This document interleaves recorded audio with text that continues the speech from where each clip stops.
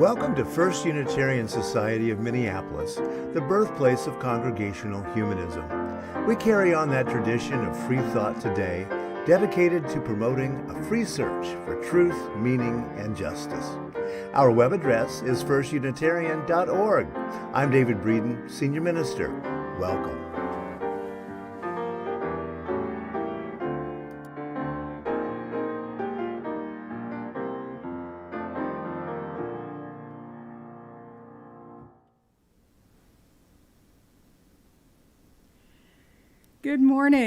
Good morning, everyone, and welcome to our weekly assembly for Sunday, October 24th, 2021. We welcome you to this online assembly, and whether it's one of your first visits or you've been with us many times, we are glad that you're here as a part of this gathered community. After assembly today, please join our coffee hour that will take place on Zoom. It's always great to see each other's faces and chat a little bit about what's going on in our lives. The link for that will be in the chat feature. And even though Assembly is an online event, we are adding in-person outdoor activities, as long as the weather holds, to get together this month. Today is our chili cook-off at 2 o'clock downstairs on the patio outside the lower assembly hall. Very much looking forward to seeing some of you and tasting lots of good chili. We'll also have some walking and hiking outings and pumpkin carving, so be sure and watch the Friday email for updates on when those things happen. Our theme for October is cultivating relationships, and we certainly cultivate relationships with each other around food. I'm thinking about this today as we prepare for the chili cook-off. Many of us cultivate relationships with what's growing or has grown in our garden. This poem, September Tomatoes, is by Karina Borowitz. The whiskey stink of rot has settled in the garden, and a burst of fruit flies rises when I touch the dying tomato plants. Still, the claws of tiny yellow blossoms flail in the air as I pull the vines up by the roots and toss them in the compost. It feels cruel. Something in me isn't ready to let go of summer so easily, to destroy what I've carefully cultivated all these months. Those pale flowers might still have time to fruit. My great-grandmother sang with the girls of her village as they pulled the flax, songs as old and so tied to the season that the very sound seemed to turn the weather. Come, let us gather in community.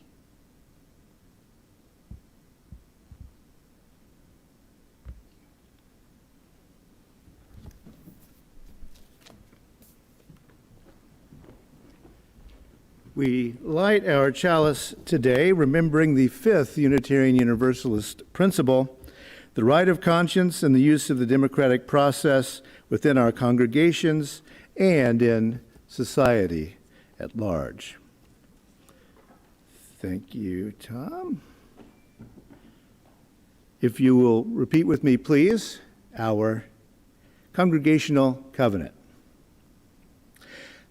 Love is the spirit of this place and service its law. This is our great covenant, to dwell together in peace, to seek the truth in love, and to help one another.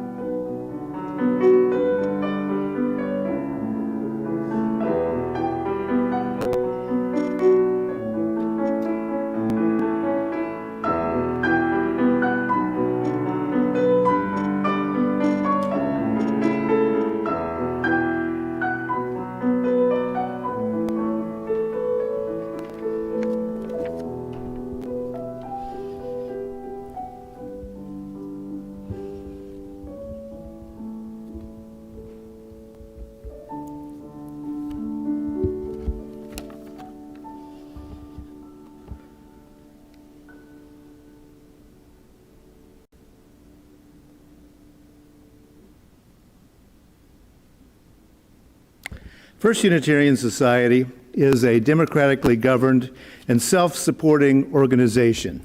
Now, what does that mean? Well, it means that we are all in this together.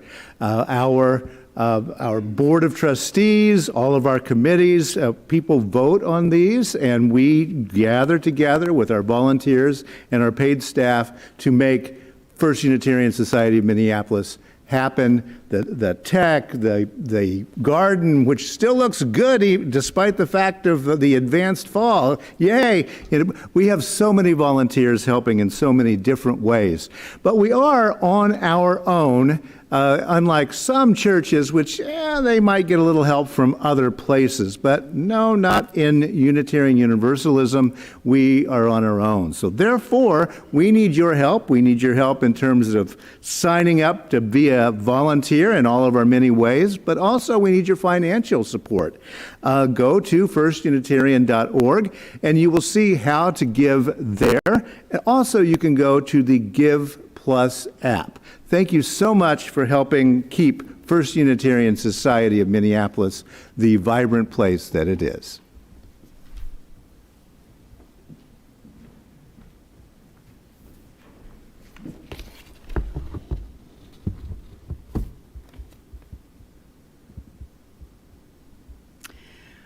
On Sundays, when we gather, we take a few moments to reflect on the joys, sorrows, and milestones of the human experience. We do this so that we stay in touch with our own humanity. We do this to remind ourselves of the value of a moment of stillness, and we do this so that no one among us is alone, either in celebrating joy or in facing the burdens of life. This morning, we send our good thoughts to FUS member Gene Martinez, who is having significant surgery on his back this coming Friday to address a condition called spinal stenosis. Gene says he'll be off work for 4 to 6 weeks during the recovery period, and of course, we'll keep you posted on any congregational care needs that he and Anita may have during that time. We send our good wishes to Gene for a successful outcome and full recovery. FUF's members who would like to send Gene a card can find his address in the FUS membership directory, or you can contact Rev Jim for that. We now take a moment of silence to reflect on the challenges and heartbreak going on in our lives and in our world. We pause to name that these are difficult times for all of us, for all kinds of people, and to remind ourselves to be gentle with ourselves and with others. And we think with gratitude of all those who are taking on the big and small challenges of life and who are living lives of justice, service, and compassion. Let us now share a moment of silence.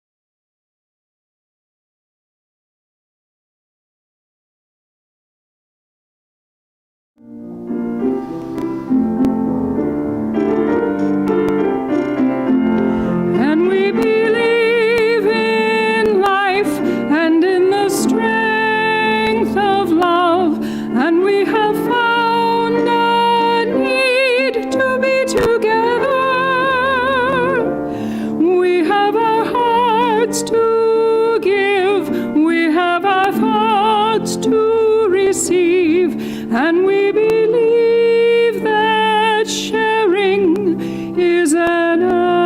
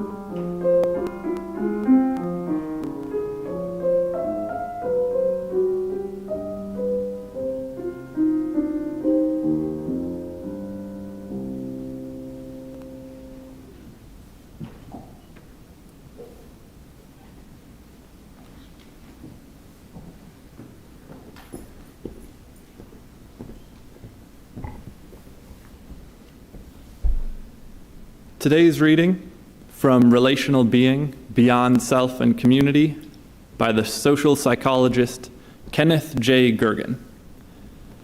My hope is to demonstrate that virtually all intelligible action is born, sustained, and/or extinguished within the ongoing process of relationship. From this standpoint, there is no isolated self or fully private experience. Rather, we exist in a world of co-constitution. We are always already emerging from relationship.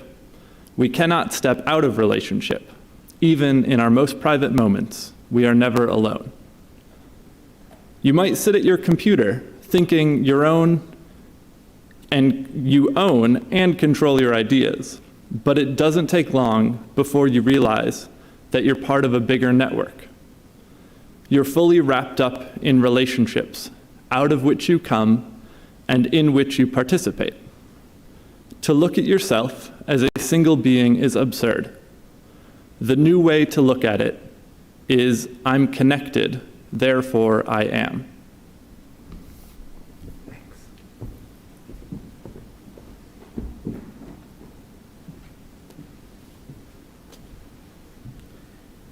Thanks, Tom.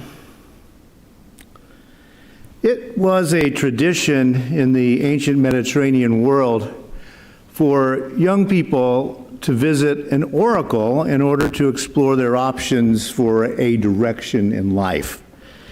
An ancient story tells of a young Phoenician known to history as Zeno of Citium. Zeno went to an oracle, and rather than asking what trade he should follow in life, he asked rather, how could he become wise? The oracle, who was of course presumed in those days to be speaking with the voice of the gods, said this: take on the complexion of the dead. Take on the complexion of the dead. Now, oracles were famously mysterious, even riddle-like in their messages, so take on the complexion of the dead. Did this mean that the gods advised Zeno to take on the bloodless power of the dead? No, Zeno decided. It meant wisdom could be found in joining in conversation with the dead by reading and deeply considering their wise words. And so that's what Zeno did. And he became the founder of one of the most enduring of the philosophical traditions, Stoicism. Now, it's easy to forget that all of us are in conversation with the dead every moment through genetics, established customs, social systems, and of course through our own memories of our ancestors. Every I is in fact a we, that cloud of witnesses that follows us all the time. Zeno, who was born in 334 BCE, consulted the oracle on the island of Cyprus, which has evidence of human activity going back 12,000 years. There were, in other words, lots of dead people for Zeno to converse with, and since his day, we've added another couple of millennia and hundreds of millions more dead people to that conversation. Take on the complexion of the dead. We forget that we are in conversation all the time with the dead, but also the living. Perhaps you've heard the trivia that there are more people alive on the planet at this moment than have ever lived in the entire time that humans have existed on the planet. So we have a whole lot of conversation partners. As Zeno knew, we can learn a lot from frank and open discussion. That's why they're Stoics. They were talking on a stoa, a porch, about these issues. Let's take the subject of politics as an example. Now, as you might expect, some dead people have talked a little bit about politics. Aesop said, "We hang the petty thieves and appoint the great ones to public office."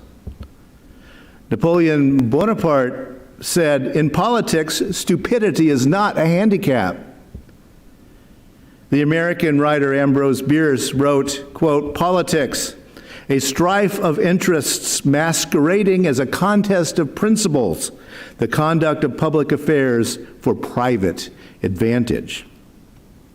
The activist Emma Goldman said, "If voting changed anything, they'd make it illegal." Joseph Stalin said, "It is enough that the people know there was an election. The people who cast the votes decide nothing. The people who count the votes decide everything." Those of you who have followed along with my Coffee and Wisdom programs know the political realism of the theologian Reinhold Niebuhr. He said this: "The whole art of politics consists in directing rationally the irrationalities of people," end quote. Now, sure, I've chosen some cynical dead people to do the talking in those quotes, but the pattern of what these people have thought is clear, and these talking dead may have a point we can learn from. All right, that's politics. What about democracy?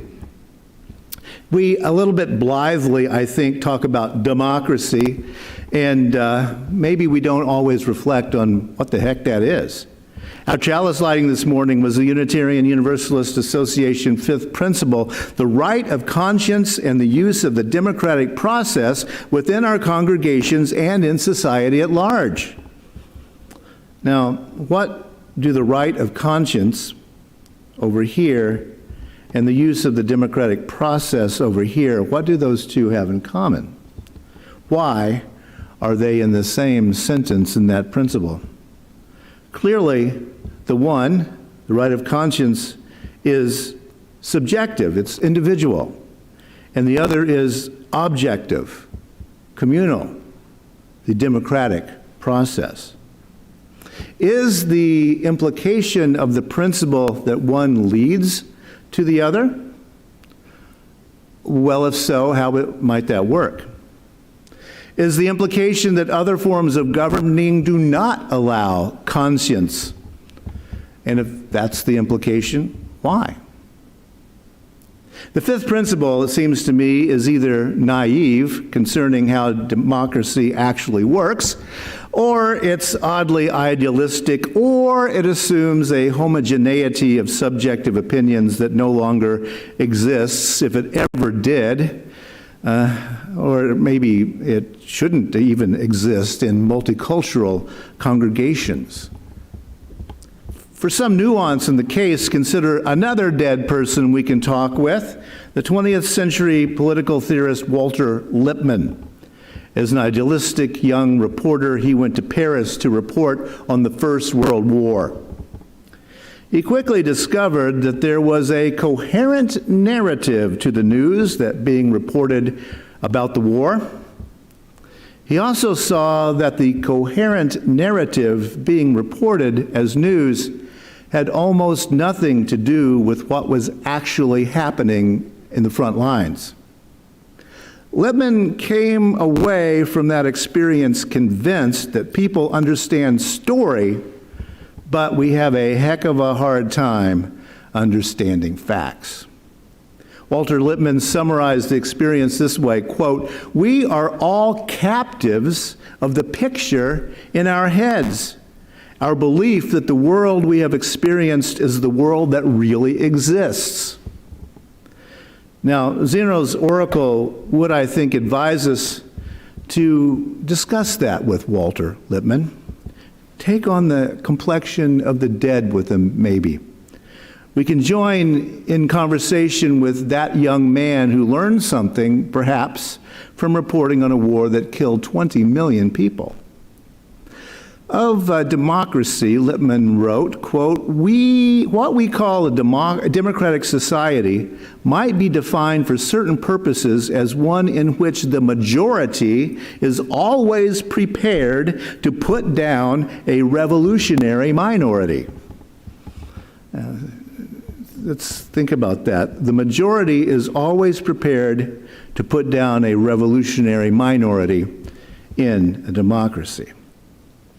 Now, perhaps we don't like that particular aspect. It seems like this is about force, this is even about violence. But in the end, a democracy is like any other form of government. If it is to survive, its essence must be the control of violence and the control of information. We can, for example, prosecute those folks who participated in the January 6th attack on the Capitol and call it justice. They were a minority. Now, from my perspective, I do call that justice.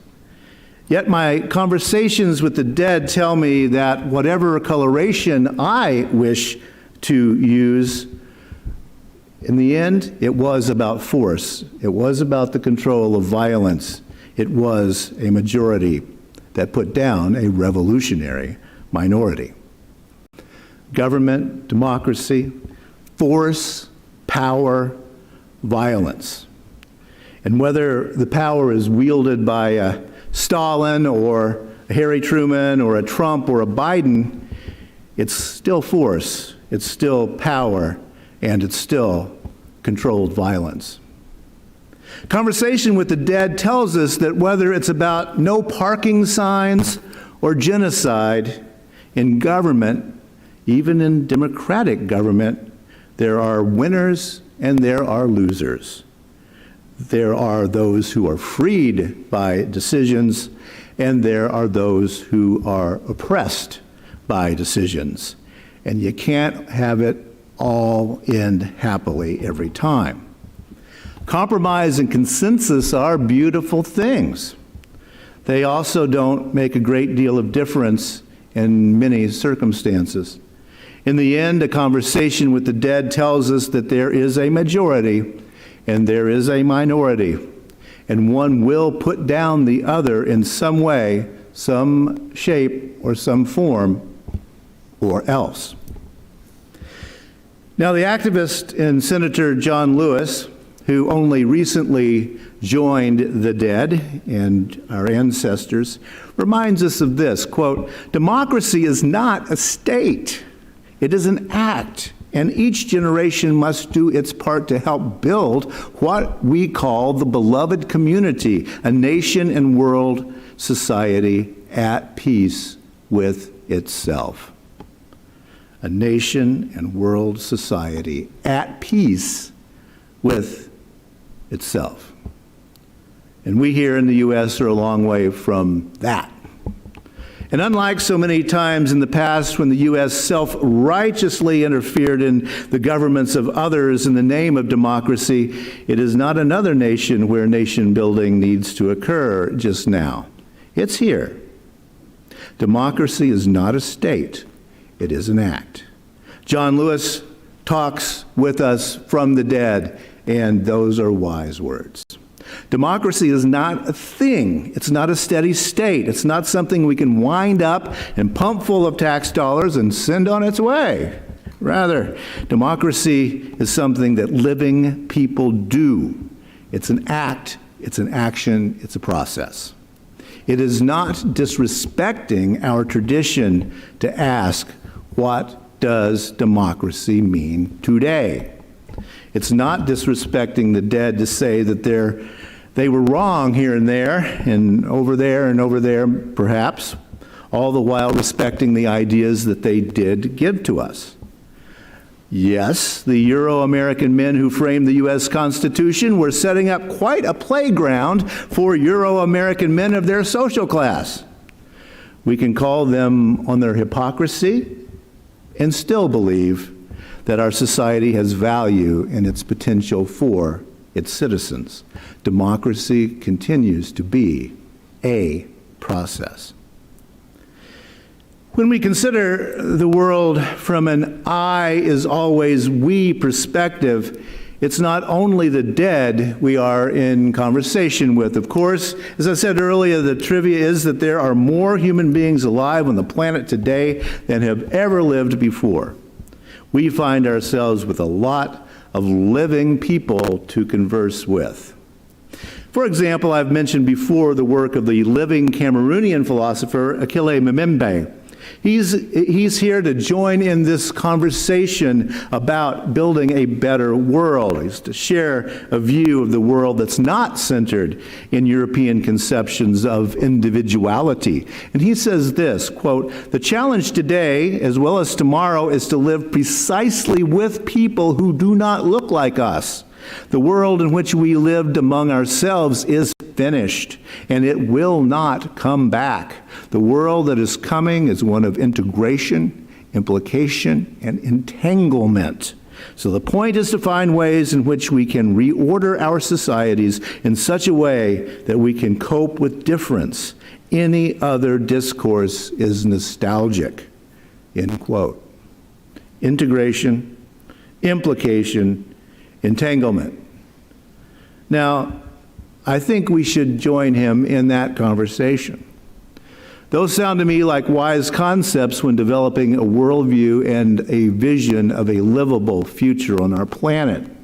Those words make plain the human condition under the circumstances in which we live now, not 500 years ago.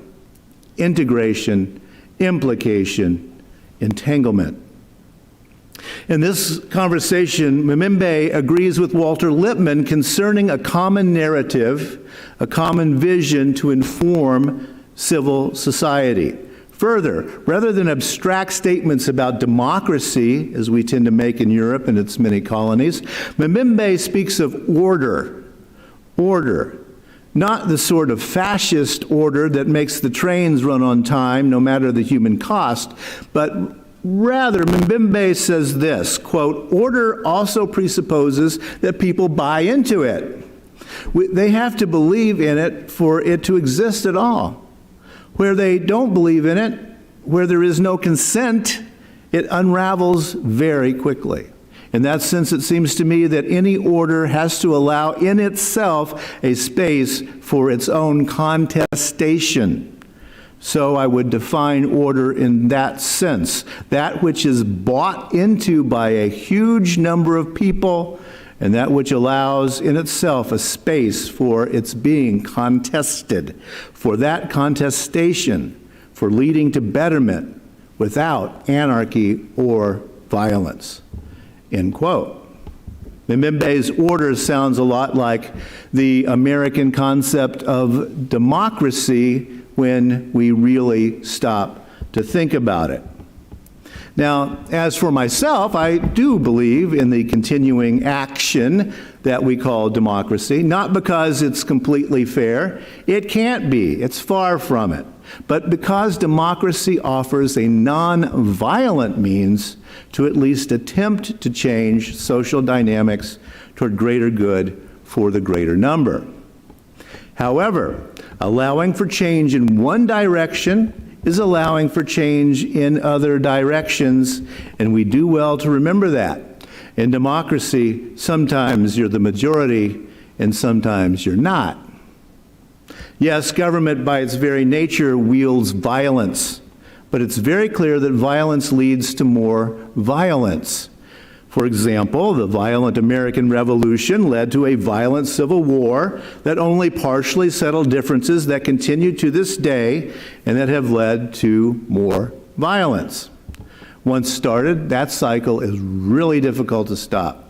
Our Constitution has been construed to allow for citizens to possess the means to perpetrate violence by owning firearms. And school children continue to die violently because we have set up a system that permits and even condones and even encourages the use of violence. As humanists in the world, we do well to remember that we exist in conversation with those living and those dead all the time. And we do well to remember just how disorienting the points of view often sound to others. Members of the rock group Led Zeppelin report that back when they began playing that brand new song called Stairway to Heaven, which is 8 minutes long, the audience reaction was, quote, "They were all bored to tears waiting to hear something they knew," end quote. Now, that audience's reaction is a little humorous, but it's not exactly laughable. It is the human propensity, something that we all do well to keep in mind. When the song was first played, the audience had no narrative called Stairway to Heaven. And so they couldn't buy into it. Changing the narrative is a really, really difficult thing to do. Remember those words of that ruined idealist Walter Lippmann, quote, "We are all captives of the picture in our heads. Our belief that the world we have experienced is the world that really exists." End quote. That is human nature. But I would suggest that rather than being enthralled to that picture in our heads, we do well to follow the advice of Zeno's oracle long ago. Get in conversation with the dead. And I would add, the living too. As Tom read this morning from Kenneth J. Gergen, you're fully wrapped up in relationships out of which you come and in which you participate. To look at yourself as a single being is absurd. The new way to look at it is, I am connected, therefore I am. That is the way it is. So I invite us to talk with the dead, talk with the living, and trusting to the conversation. So may it be.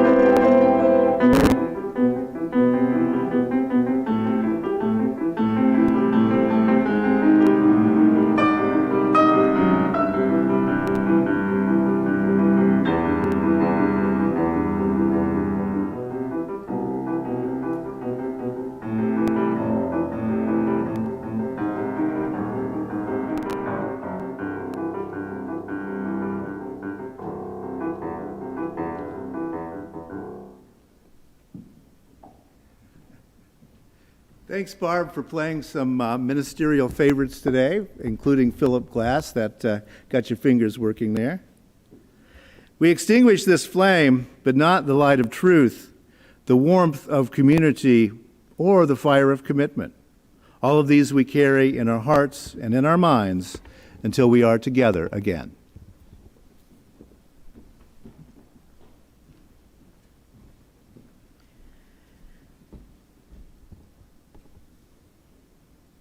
These closing words come from Reverend Wayne Arneson.